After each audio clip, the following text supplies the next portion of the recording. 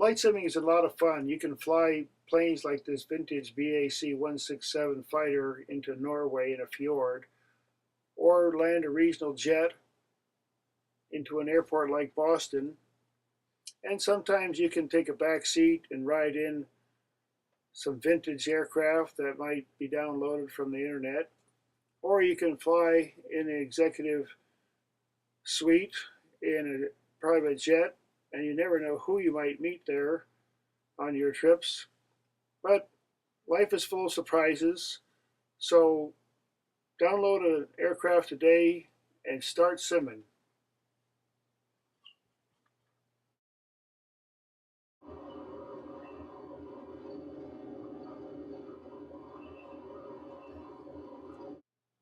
Hi, welcome to my series on flight simulators.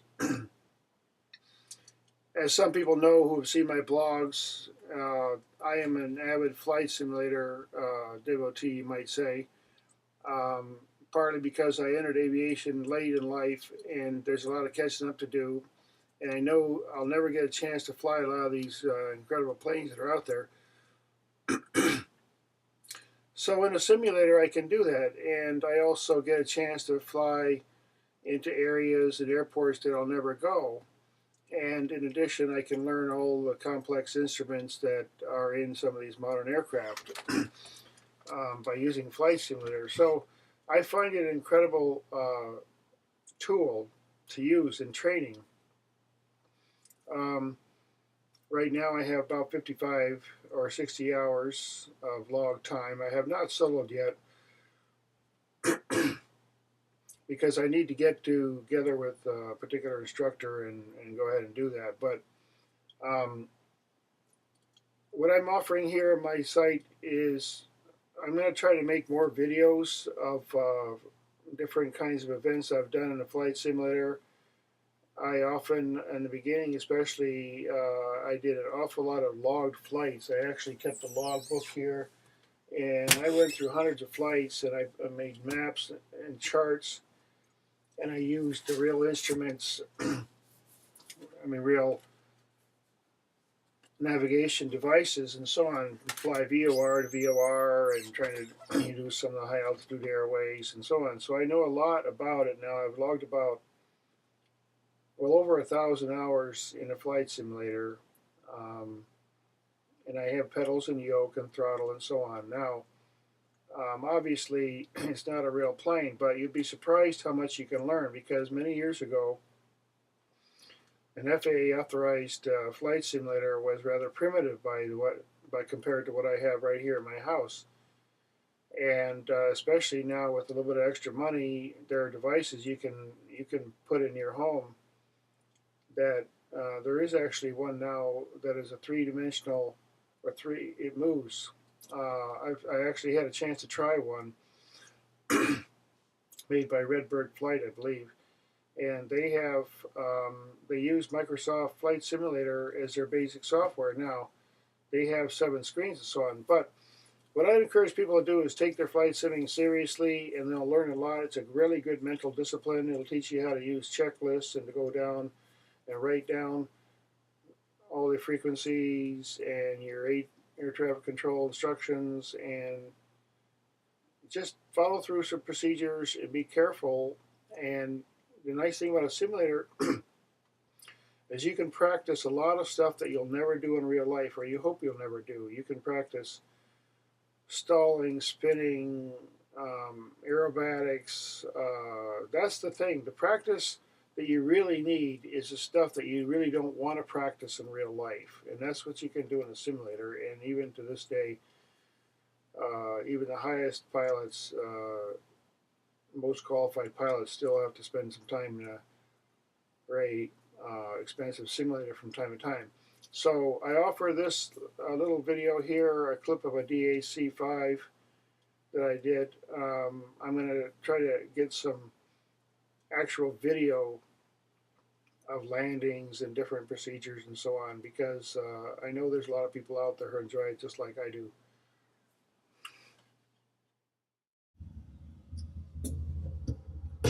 Okay, what we got here is the DHC-5 Buffalo, like a giant twin otter.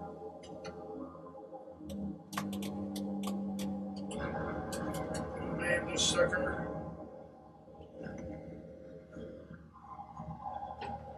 At a fairly small airport in Dominican Republic. Okay, now this thing's heavy.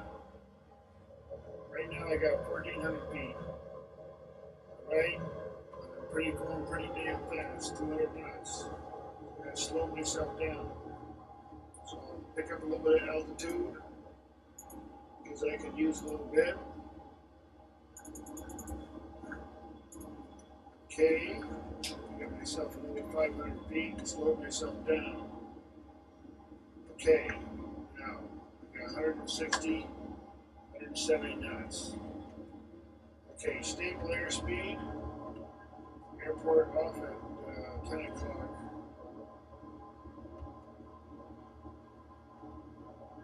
Okay, coming in. It's an uncontrolled airport on the coast.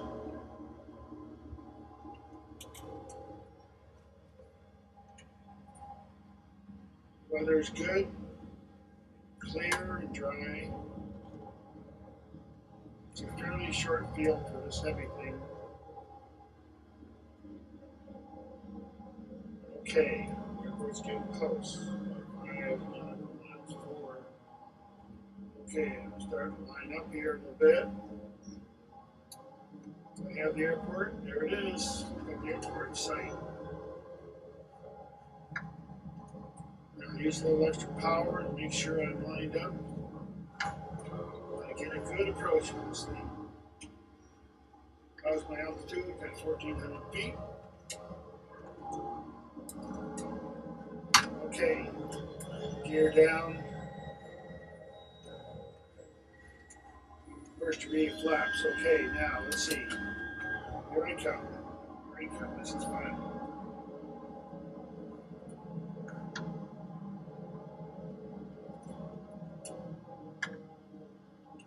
More flaps. Gotta slow down. Okay, come on. Float myself right down. That's the whole idea, is to float right down. Now, right now, I got full flaps. Lining up its good position. You can always drop some altitude because heavy.